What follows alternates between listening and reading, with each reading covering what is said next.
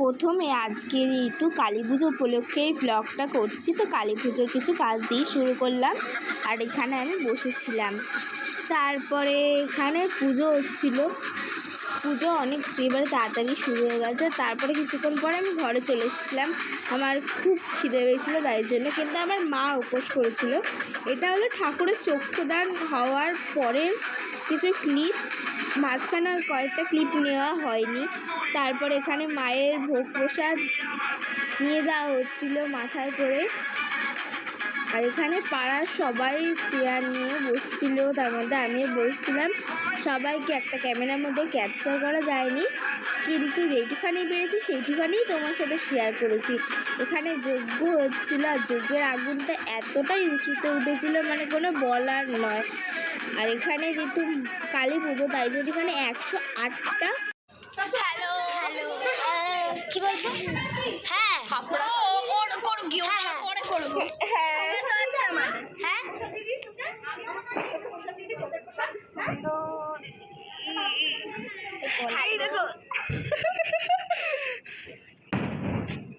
বেচারি সামনে মেয়ে সবচেয়ে হিংসুকুটি মেয়েটা। হ্যাঁ দেখ আমি কেটে এ দেখো গাইস, ও শুরু হয়ে গেছে। এ দেখো আমরা হলাম ক্যামেরাম্যান। হ্যাঁ আমরা হ্যালো গাইস, হ্যালো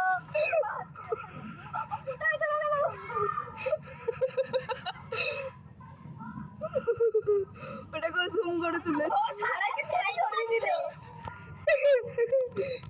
হ্যালো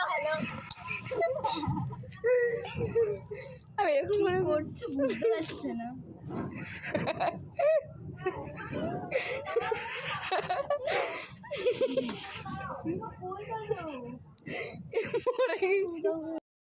তো দেখেই তো নিলে আমরা এখানে বসে গল্প করছিলাম। এগুলো পুরো পুজো শেষ হয়ে যাওয়ার পর, পুজো শেষ হয়েছে ঠিক রাত 9টা সাড়ে 9টার দিক করে, ওরকম টাইমে পুজো শেষ হওয়ার পর এবার সবাই ভোগ প্রসাদ খেয়েছে। তারপর খাওয়ার পর এখন বেজেছিল ঠিক রাত 2:30। এবার পুজোর দিন, এবার সব কিছু জোগাড় করে সব কিছু করতে গেলে টাইম চলে গেছে। তো তারপর আমরা 2:30টার সময় বেরিয়েছিলাম ঘুরতে, যেটা হচ্ছে মানে ওখানে পাড়ার কটা ঠাকুর দেখতে বেরিয়েছিলাম ঠিক রাত 2:30টার সময়। তারপরে আমরা এখানে রাস্তা দিয়ে হেঁটে আসছিলাম, আমি আর আমার একটা বন্ধু ছিল।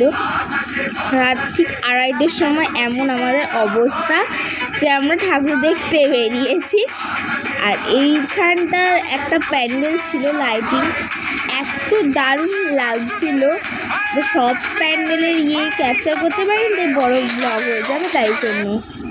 রাতেরবেলা বেরিয়েছিলাম, রাতেরবেলা আমাদের পাগলামো শেষ হয়নি, রাস্তা দিয়ে পাগলামো করতে করতে এসেছিলাম। তারপর এখানে কিছু ছবি দিয়ে দিলাম।